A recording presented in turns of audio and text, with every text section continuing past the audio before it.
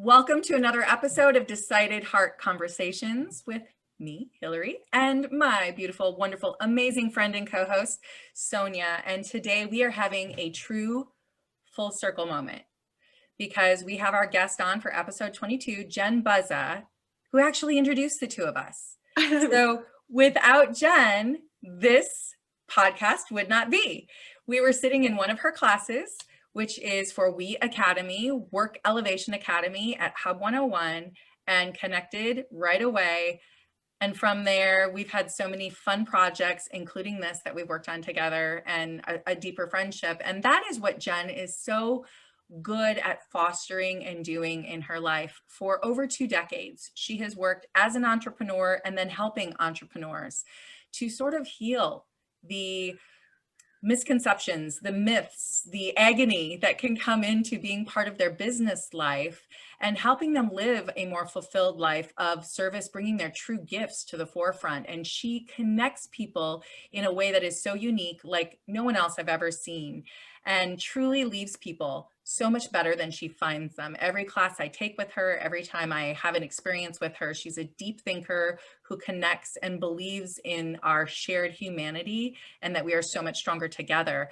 So when we were thinking about, we're hearing from our clients and from the people around us, how overwhelmed they are right now, whether they're an entrepreneur or whether they're but someone who was working outside the home and now they're inside the home for COVID and who knows when we'll be back. They're feeling overwhelmed. They're feeling like productivity is all over the board, and we have kids and do I even want to do this job anymore? And why am I doing this? And they're speaking your language. This is what you help with so much, Jen. So we could think of no better expert to have on and say, help us start to unpack. How can we change from feeling overwhelmed as we're trying to move things forward in our work life and our home life to shifting and making a more productive, fulfilling environment for work?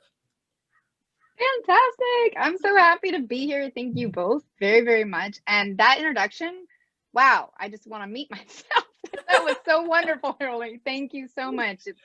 It's such a, well, I mean, just to go straight to that, fulfilling, right? It is so fulfilling to hear you speak and to be with the two of you and to know the full circle moment and to be a part of it. And it's an honor. So, and I hear you and I hear your clients. It is overwhelming. Generally, in my 42 years, in my experience of being a human, life is overwhelming. We make it overwhelming, right? And we kind of had gotten into some really good grooves. We at least knew what we knew, right? And then life has provided us with this amazing opportunity to shake it all up. And if you thought, oh, it's just going to be like a little while, no, it's not going to be a little while. So yeah, I hear you, and I can totally understand why the people in your circle, your clients and whatnot, are saying, I'm not productive, I'm not this, because we'd had some patterns, we had established some routines, and they've all changed. And we're in this mass process of changing, like you said, not just where or how you work, right? Possibly if you even work, right? We're changing how and where you school your children, which is a big deal, right? Yeah. I mean, who would have thought, right? Like, that they wouldn't go to school, you're changing the way you move your body, changing how you order and eat food, changing all this. I mean, so this is like just the biggest opportunity, most likely, of my lifetime to reassess everything. And what I love about destruction or reassessing is that we get to like let it all crumble and then look around and figure out what we want to rebuild for ourselves. What's mine? Like, this is the best time to look and go, I never liked being in an office, or I never liked this type of work, or you know what? I mean, it's a little tough, but I like my kids being around a little bit more, right? Or, shopping online for my food is actually quite a nice experience, right? So we get to rebuild piece by piece with such amazing openness and availability, because the world has provided that for us, and maybe forced us, right? So in just, on this idea, you guys, of being an entrepreneur or intrapreneur or independent thinker, or somebody who's happy with their job and they're just trying to figure out the day to day, there's a couple things additional things I'd like to say. It's overwhelming. Yes. It's hard. Yeah. It's huge, right? And even before all the shaking up, I'm just a firm believer in change your environment, don't change yourself. And I know that that goes against a lot of what motivational speakers will say. You know, you just change your habits little by little. And I'm not saying I'm against changing some habits or looking at them, but I'm just saying, like, you all, each one of you, yes, the person sitting there going, not me, you all are absolutely phenomenal. Absolutely amazing. Stunning, phenomenal human beings, living and breathing your gift every day, at least to some extent. And what I find happens is that we have this really bright side, and then we have the shadow of the bright side, right? And we focus on that. We focus on that because it's how our brains are hardwired, right? It's the neuroscience. Look for the problem, survive. It's why our amygdala will respond at least six times greater to a snake than a flower, because we want to survive. A flower generally has never attacked us, right? So this is where all of this, I guess, is what I want to say from my perspective and my understanding of human beings and my experience working with thousands of companies, literally thousands of entrepreneurs and founders. My experience is that we think there's something wrong with us, right? And now everything's gotten shaken up, and we're like, well, now, I mean, the productivity methods I'd figured out to some extent before, they're gone, right? So when it comes to this idea, Hillary and Sonia, around like, how do we do this? How do we work from home or from a different scenario, right? How do we live our lives this way and make them fulfilling, even more fulfilling, productive, even more productive, right? Like, this is our opportunity now, right? And yes, you know, before I go too far into this, I love the memes out there that of what people are saying, like, if you haven't written a book right now, then it was never a time issue. Not true. Just not true. Like, all of that guilt and shame that people are putting out there, like, let it go, right? Like, let's just let that stuff go. So changing your environment, not changing who you are. And then, right? How do we do that? Yeah, I just want to chime in because I think that you're offering something really incredible, and that's the first step of just your perception of it. So you've just turned everything that we've been woed about into the word opportunity. I have to introduce everyone who's listening and listening or watching is that you are, and you consider yourself a visionary. And I think, again, that's a change of word. Where it's like, well, I'm an entrepreneur. Well, no, I'm a visionary because I see things outside the box. And I have to read this because it sets the tone, and why you have become the glue between Hillary and I is that of your purpose. So you say your purpose is to heal the structural wound of entrepreneurship and to slay the imaginary dragons of entrepreneurs. And you can define entrepreneurs of anyone that has a purpose that they need to get through day to day. But for me, that just totally supports your whole first notion of, wait, I don't have to change myself, but what's the environment? Where are the dragons at? And I thank you for releasing that whole imagery, because truly, because you are the visionary, you've kind of broken these glass ceilings of what I thought was supposed to be. So, yes. So that goes into what our next, so once we do that, then what do we do? Yeah. Okay. So what are some of the tricks? What are some of the ways of doing this? Absolutely. Whatever has worked for you in the past, try to find the aspects of it that can work again. I mean, it might be something like you went into the office and you listened to classical music, play classical music, right? It might be that you had a sign on your door or a signal to other people that when you weren't to be interrupted, get a sign, get a signal. It might be that you work really, really well in the morning. You're clear in the morning, right? And you're not clear after lunch. Work on the hardest things in the morning.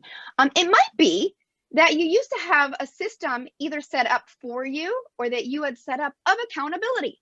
I mean, that's one of the biggest things that entrepreneurs have always faced and visionaries have always faced, is because when I came to realize that there is no box, right? Think inside the box, think outside. There's no box, right? Someone just told me there was a box, right? And then you look around and like this beauty and freedom of like, I don't have a boss. I don't want a boss, right? And then you go around, and then now people who are working from home, it's like, yeah, you definitely don't have anybody walking around watching you, right? So all of us have this opportunity to go, oh, well, my time's my own. And I love hate. Ooh, I don't know if I should even say this quote, but if you give a man enough rope, he'll hang himself, right? So this notion of like, we now have all this freedom around our work. And maybe we've had it for a long time. The notion being, let's create some structure that works for you. Start where you're strong. Start with what's worked in the past. Each person's going to have a slightly different take on this. I bring my food and my coffee into my office so that I don't have to be going out and getting it, and I don't let that be my procrastination, right? I have a heater, I have a fan, I have all this stuff so that I am like, when I'm like, oh, this is hard, and my brain goes, don't do it, do something else. I go, oh no, I'm okay. I'm okay. I got everything I need. So changing your environment, whether that's putting a plant that you like so that you're not just staring at a blank wall, whether that's putting a sign on your door. And here's the thing, ladies, this is what I have found. When you talk to somebody for about 3 minutes and you ask them these questions, at first it's a little bit like, I'm not too sure, right? And then you ask them another question like, well, I mean, like when you were in college or high school and you were studying, what did you do? Or what did, and then they'll go, oh, right. Well, I'd get a big thing of coffee. I'd put on my headphones. And you're like, let's start there. Right. So just take a moment, I guess, is what I would say. And like maybe whiteboard it or just take a blank piece of paper and what has worked for you in the past? Where are you strong? Moving right into like, where do you hit flow? Right. And this is a bigger conversation, but can you make your whole career around where you hit flow? Like that's right. That is an amazing thing. But I also find that human beings really are tribal. We really are communal. And we can love ourselves a lot and respect ourselves a lot and respect our own vision and mission and continuously not show up for ourselves. Right? We can continuously set the calendar date. I'm going to work on my business from 8 to 10 p.m. every Tuesday, and we can continuously not show up. Right?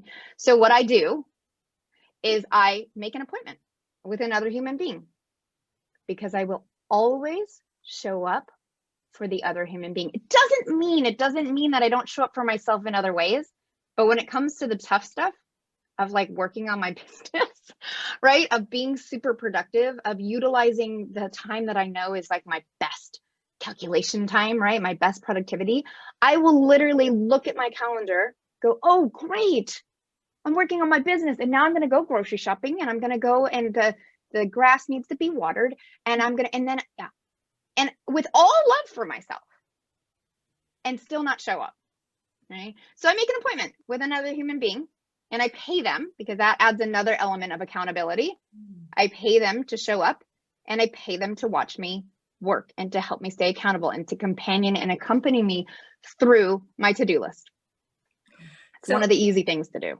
I know. And I have to, so piggybacking on this, I have two thoughts that I want to just bring to the forefront. One is, and boy, this is a whole nother, let's put a pin in this other discussion as well. We've heard flow, I've got like 10 ideas now in conversations, which is always what happens with you because you're such a wonderful, deep thinker.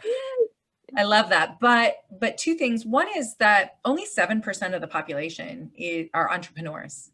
Yes. And there's a reason, because it's hard. It's hard, and which is why it is so important to, and you're talking, I mean, there's 3 of them on right now, 3 entrepreneurs. It is not easy. And that tribal communal aspect, again, is something you are so good at recognizing, that sense of that need to belong. And that is why we show up for We Academy, which if people are interested in that, they can look up Hub 101. We can add those details in if you are an entrepreneur out there. It's why you have Boost, which is, again, a mastermind for entrepreneurs and so helpful in holding that accountability to ourselves. But it also was and I have a session right after this, was what helped you springboard into a new business that you are working on called Work Sitter, that was born out of this pain we're talking about today. Can you tell us about that? Yes. Yes, I can tell you about this because I'm very excited about it because again, I have a master's degree in nonprofit management, which is like business management, but you just don't keep the profit, right?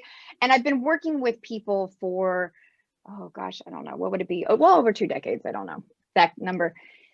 And I kept finding this reoccurring theme, and this is not only for entrepreneurs. And I want to be very clear. My sweet spot is entrepreneurs. I come from a long line of entrepreneurs. I relate really well. And so, just a quick side note, and hopefully I'll be able to remember to get back. But is that I do think the face of entrepreneurship is changing, especially with people having more freedom, right? I think that the times are changing. I think that this value on freedom of movement and space is becoming more of a currency, right? I think the security of a retirement plan and a set paycheck, the value of it is decreasing, and the value of life experience and how today is increasing, right? I do think that. So I definitely, like I said, I definitely have a soft spot for entrepreneurs, but really this is, at this point in humanity, I really feel this is for anybody, period. But working, trying to find some daily joy. The retirement culture is gone. I'm not saying don't plan for it, but living for it, it's gone. It's gone with the next generation. It's not even going to be existent for my kids. Like, living for just the future is gone. So back to work sitter. I have been using a work sitter, which is a focus trainer. It is a friend, a companion to sit with you and help you feel great about getting your work done, help your productivity go off the charts, right? I've been doing that for over 7 years because I just realized that I was not going to do it for myself, right? And I realized that if I do this 3 or 5 times a week, which is what I do, you can start with 1 hour. But what I do is a minimum of 3 hours a week, and I pay someone $10 an hour. And it's the best money I spend because I leave that meeting, 2 things. I leave the meeting knowing I got it all done, and I'm so unbelievably proud of myself, right? 2, I leave with a good sensation of like, I really like, this is really enjoyable to be with another person. And 3, and this is the byproduct that doesn't happen for a few weeks, but we see it over and over again. You actually start to change the way you work. You start to put stuff on the list of, oh, I'm going to do this with my work sitter. I'm going to do this with my focus trainer. Oh, I'm going to save this one for then. I want to be put under a 10-minute time limit, like, get this done. Otherwise, I'll sit here all day and fuss around it, right? And I've gotten so many testimonials and messages from people that have just been so lovely of, Jen, I actually started to enjoy my evenings because I wasn't sitting there worrying like, oh, I have this to do and I'm not going to get it done. Oh my gosh, I'm going to probably put this on my to-do list and it'll be there for 3 weeks and I'll still not get it done. That's the emotional weight of to-dos that we postpone, right? I no longer have to worry about procrastinating because I have it all scheduled. Like, it's all there for me, and I'm going to show up because there's another human being there. So I really do feel that this is one of my greatest contributions. And because I know I don't want, there is a benefit in not feeling great, right? It gets you, hopefully the goal is to get you to change, right? But I want people to feel great. Like, I want them to feel great about themselves. Greatness also spirals itself, right? So I have found that working with a work sitter, working with a VA, is the most amazing way to feel good about yourself. And then you start to scale not only your time, not only your money and your business, but you scale your joy. You're more joyful. You're happier with yourself because you're not putting this, oh, I should, oh, everybody else can do it. Oh, I saw on Instagram, they just wrote a book. Oh, I don't know. I sit here and I just don't even know where to start. Yep.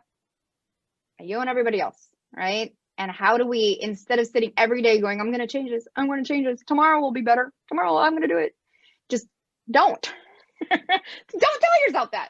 Just find a different solution to get moving, right? Well, then for work sitter, we say it's not just for entrepreneurs. I mean, could this be for, say, full-time parents at home? They're part of the PTSA. They have to plan. They're the team manager. They have nonprofit work. So it really could be anyone that has this thing, the checklist can Yes. show up at WorkSitter and say, this is my goal for today. Is that Absolutely. for anybody? Oh, absolutely. And if I were to show you guys my WorkSitter agendas, which every time you get into a WorkSitter session, the first thing to do is to set what you're going to do, right?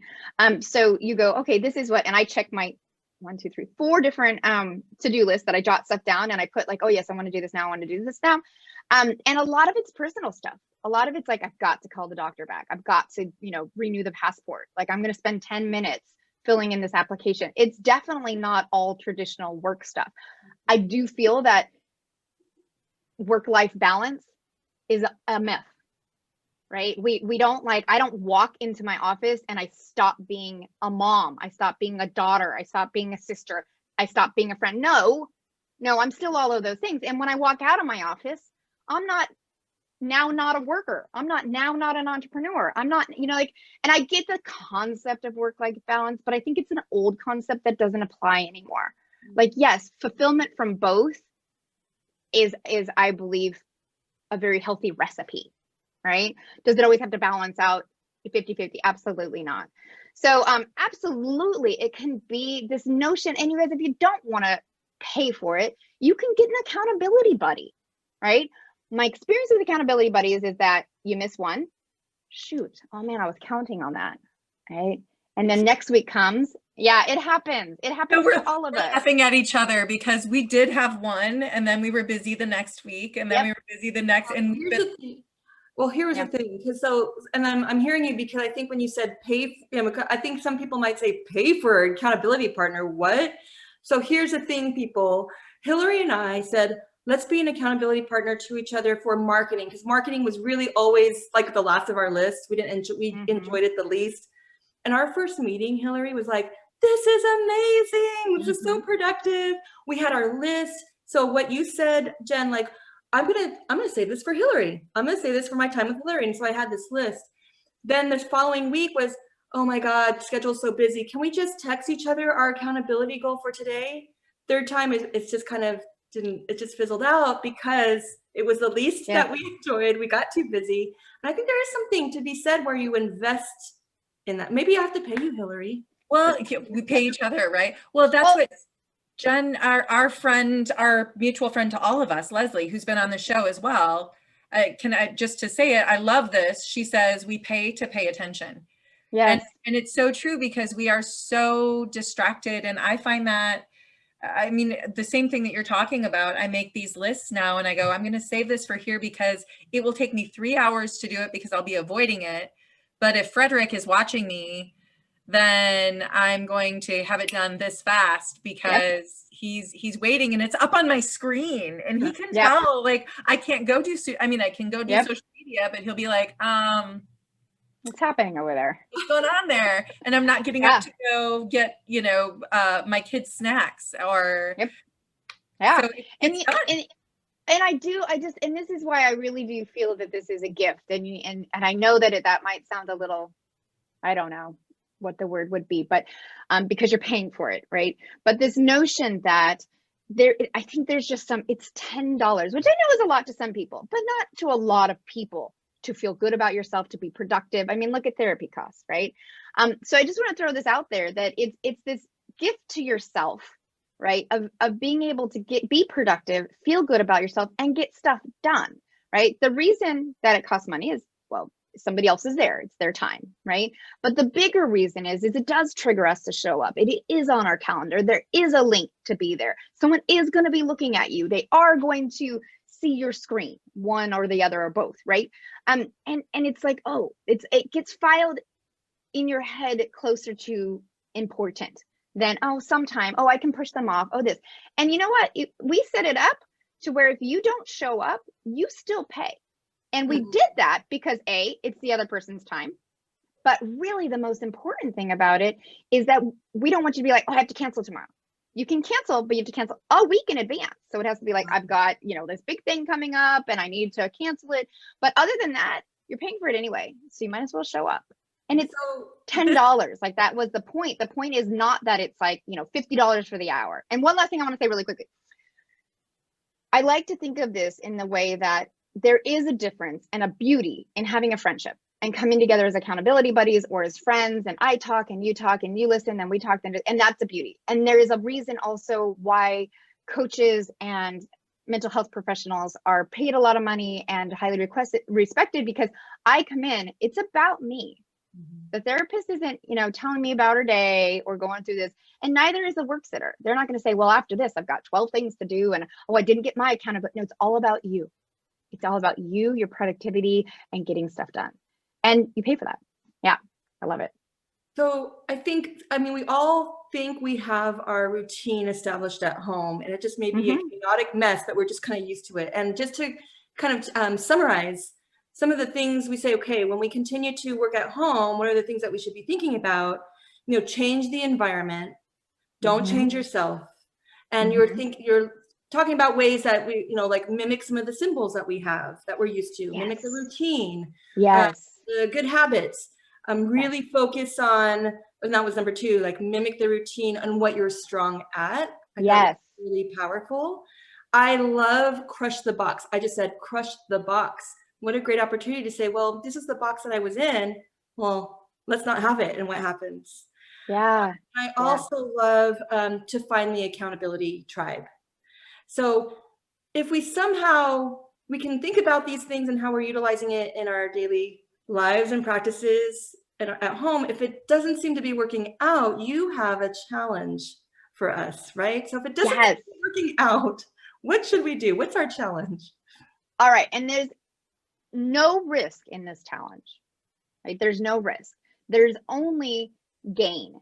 The only thing you might lose is a little bit of hope if you don't show up, right? But if you're going to show up, your first session with WorkSitter is free. Here's what you can do. Straight up. Make an appointment. Show up for it. Learn, get your work done, learn the style, and steal it if you want. I don't care if you take it and pay somebody else to do it. Like, I really don't. What I really want is for people to be like, I feel good about my life and I'm getting stuff done. And it's a worksheet, you guys. There's a spreadsheet. And yes, Gabby's the main founder, and she's based in Argentina and absolutely phenomenal. Yes, she's put a lot into it and invested, but really her core of her heart, and definitely the core of my heart, is we just want a better life for people. We want people to stop beating themselves up. So you've got nothing to lose. Now, if you go and you try it and you like it and you then try to do it somewhere else and it doesn't work, come back, give yourself that gift. And not only yourself, give the world the gift of who you are. Clear out the head trash, clear out all the stuff that isn't yours. All of the shoulds, they're not yours. Somebody taught you that you should be productive, that you should get up at 4:30, that you should run every day, that you should. What works for you? How can you show up? And how can you build the support around you to be who you are and not keep trying to live up to somebody else's expectations? Awesome. I feel like that is, there's sort of just a mic drop right there.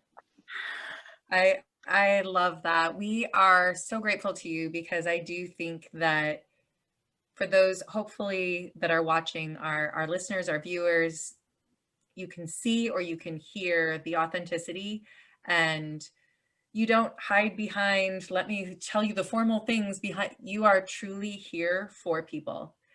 And so we need to be here for ourselves as well. And that's the big challenge I see. This is your way of changing the world. I think one person at a time, one healed mindset at a time. And we need this right now. We need to show up as our best selves, because the world needs us to show up as our best self right now. So let's help each other. And we want to thank you so much, Jen, for all you pour into us, for all you pour into other people, and for these opportunities now for everyone that's listening and beyond that as well. You do absolutely teach us and live in a way that helps us to know how we can serve one another more fully and better. So thank you so much for your time today. And we look forward to our next conversation. I hope everybody comes back and keeps coming back for these Decided Heart conversations.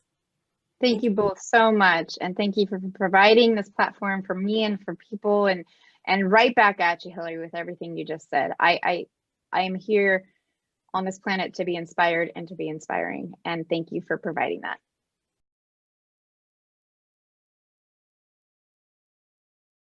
Really? That's exciting. He's gonna be part of the soiree. Okay, let's focus. Okay. Do we have to? It'd be so much for. Let's just go get mimosas. Yes. Yes. Yeah. Okay. Kind of like a in a spa where we could be warm too. Right? I love it. I'll see what I can do.